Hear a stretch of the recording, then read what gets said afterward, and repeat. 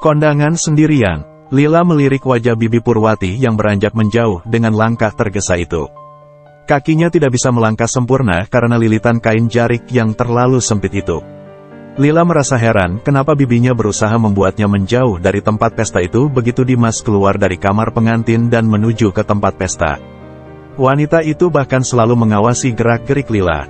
Bipur dengan tergesa mendekatinya dan menyuruhnya melakukan berbagai pekerjaan. Pesta itu memang terkesan kurang persiapan.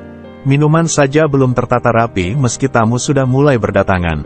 Bahkan ada makanan yang belum selesai dimasak. Bahkan acara akad nikah mundur dari jadwal pernikahan. Bu, gimana sih EO-nya kok gak beres ya? Lila bertanya ketika melihat ibunya datang membawa tumpukan piring itu. Mereka itu gak pakai jasa EO atau catering. Mereka cuma mengandalkan bantuan tetangga kanan kiri saja. Paman Manto berkata sambil membawa semangkuk besar sup merah dan menuangnya dalam mangkuk saji itu. Jadi Purwati cuma bicara omong kosong saja? Tanya ibu kesal. Ya. Tahu sendiri sifat adikmu itu gimana, Mbak, keluh Paman Manto.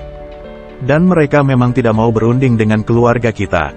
Paman berkata sambil menutup wadah-wadah stainless itu. Ya, resiko ditanggung sendiri. Ya, ibu berkata sambil mengipasi wajahnya dengan telapak tangan. Udah, kita bantu semestinya saja, Paman berkata santai. Lagi pula sudah ada panitia yang sudah mereka siapkan. Lanjut Paman Manto lagi. Ya. Seharusnya kita juga hanya duduk-duduk kayak istrimu itu. Ya, ibu berkata sambil tertawa. Paman Manto hanya tersenyum masam. Ya, dia sedang tidak bisa berjalan karena sandal tingginya itu. Ucapan Paman Manto membuat ibu dan Lila tertawa. Acara akad nikah selesai dan para tamu kini menikmati hidangan. Sementara anggota keluarga berfoto dengan pengantin. Sari dan Dimas kini berfoto dengan keluarga Dimas. Sari tampak bergelanyut mesra di lengan pria itu. Lila tampak memperhatikan kesibukan yang terjadi di pelaminan itu. Ia membayangkan bagaimana jika menikah kelak. Lila juga membayangkan tidak akan memakai baju yang sewarna dengan baju pengantin yang dikenakan Sari saat ini. Ia juga tak akan menyewa jasa mua seperti yang mendandani Sari itu. Gadis itu terlihat menor dan tampak lebih tua dari umurnya. Tak sengaja pandangan Lila bertatapan dengan mata Dimas. Pria itu menatapnya dalam. Lila diam, termangu. Ia merasa biasa saja. Tidak ada lagi desiran aneh di dadanya saat menatap Dimas. Bahkan rasa cinta dan cemburu itu menguap entah kemana. Yang dirasakan Lila saat ini hanya kesal dan marah pada Dimas. Teganya pria itu mengkhianatinya menjelang pernikahan mereka dan memilih menikahi Sari. Berarti tak ada yang perlu disesali. Berarti Dimas bukan pria yang tepat untuk Lila dan gadis itu kini merasa lega. Tak ada lagi perasaan pada Dimas yang dulu pernah hadir dalam hatinya saja. Jika bisa hadir bukankah perasaan itu bisa pergi sesukanya? Kasihan Lila, dia ngelihatin aja mantan tunangannya direbut sepupunya. Lila menajamkan telinganya, ia berusaha mengenali siapa yang membicarakan dirinya kini. Gadis-gadis pengiring pengantin itu sedang berbisik dan bergunjing tentangnya. Sementara Lila mengalihkan pandangan pada beberapa pemuda dan bapak-bapak yang sibuk keluar tenda. Suasana kembali riuh. Ada apa, Rat? Lila bertanya ketika melihat pemuda tetangganya itu. Pemuda itu terlihat tergopoh keluar membawa alat pemadam kebakaran. Sound system konslet, Mbak. Rudy berkata sambil berjalan tergesa keluar dari tenda. Suasana riuh seketika. Lila membelalakan mata, ia seketika berdiri. Sound system itu berada di halaman rumahnya.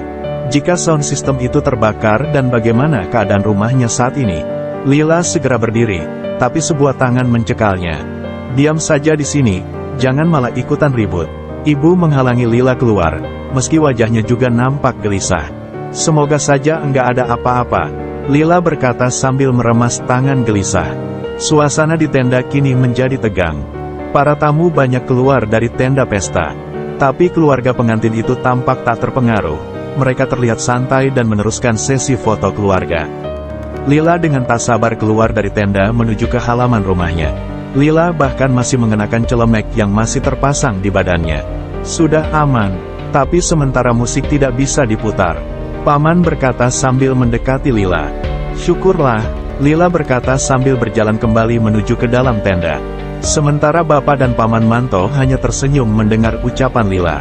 Ayo, Dek Manto kita foto bersama. Seru Bi Purwati pada Paman Manto yang baru saja memasuki tenda. Paman Manto segera bergabung dan berfoto dengan keluarganya dan pengantin. Pengantin kini berfoto dengan tamu yang merupakan teman sekantor Sari. Mereka berfoto beberapa kali. Lila dan Bapak berpandangan. Hanya keluarga Lila saja yang tak dipanggil MC untuk difoto. Ayo, Mbak Eni, Kang Aiman, Lila. Kita foto sekeluarga, seru Paman Manto melambaikan tangan pada Lila dan Bapak. Ayo, Ibu tiba-tiba muncul dan menarik tangan Bapak dan Lila untuk mengikutinya. Lila dan orang tuanya segera menaiki pelaminan dan bergabung dengan para saudara mereka. Bu Mela, mertua Sari itu melirik Lila sinis. Begitu juga dengan reaksi keluarga yang lain. Tapi Lila berusaha senyaman mungkin berada di dekat keluarga ibunya itu, demi ibunya yang tampak antusias berfoto bersama keluarganya. Lila berdiri paling ujung dengan para sepupunya. Lila sudah memasang senyum semanis mungkin di wajahnya. Wah, terlalu banyak orangnya dan posisi tak seimbang. Seru fotografer itu. Lila, kamu minggir dulu saja. Ya, Dipur berkata sambil menoleh ke arah Lila. Tanpa bicara Lila segera turun dari pelaminan diiringi senyum dari Sari. Bapak dan Ibu hanya menatap Lila dengan mimik wajah yang tak terbaca Lila. Bapak dan Ibu ikut turun dari pelaminan. Tapi tampaknya mereka tak terpengaruh saat melihat orang tua Lila tidak mau berfoto dengan keluarga itu. Pak Rizal, Dimas berseru begitu melihat Rizal berjalan ke arah pelaminan. Dimas sampai meninggalkan dari pelaminan untuk menyambut Rizal.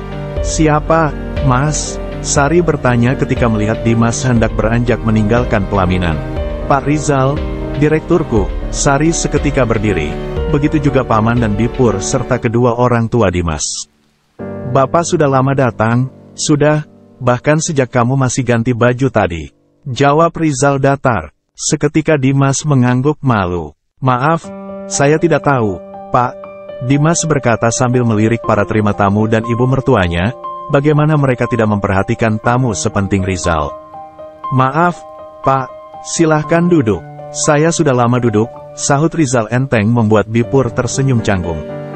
Bapak dan Lila hanya melihat bagaimana mereka begitu memperhatikan tamu yang mereka anggap penting, sedangkan saudara sendiri tidak mendapat perlakuan seperti itu. Lila, ambilkan makanan untuk Pak Direktur, seru Bipur melihat Lila masih berdiri di dekat panggung itu. Ia sedang berbincang dengan Paman Manto dan istrinya. Terima kasih, saya langsung pulang, ya, Rizal berkata sambil menyalami Dimas. Ia menyelipkan amplop ke tangan Dimas. Dengan gerakan cepat Dimas mengantongi amplop itu. Semoga Bapak berkenan berfoto dengan kami. Rizal tampak berpikir. Ayo, cepat, ya, Rizal berkata sambil berjalan menuju pelaminan itu. Bapak datang sendirian, ya? Dimas bertanya ikut mencari teman kondangan Rizal itu. Tentu saja tidak, sahut Rizal dingin. Apa datang kondangan sendirian itu dosa? Seperti melihat sesuatu yang mengenaskan saja, batin Rizal sedikit kesal.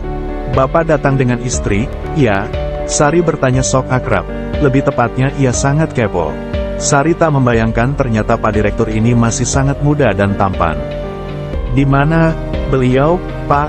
Dipur bertanya antusias sambil mengedarkan pandangan karena tak ada seseorang yang digandeng direktur tampan itu.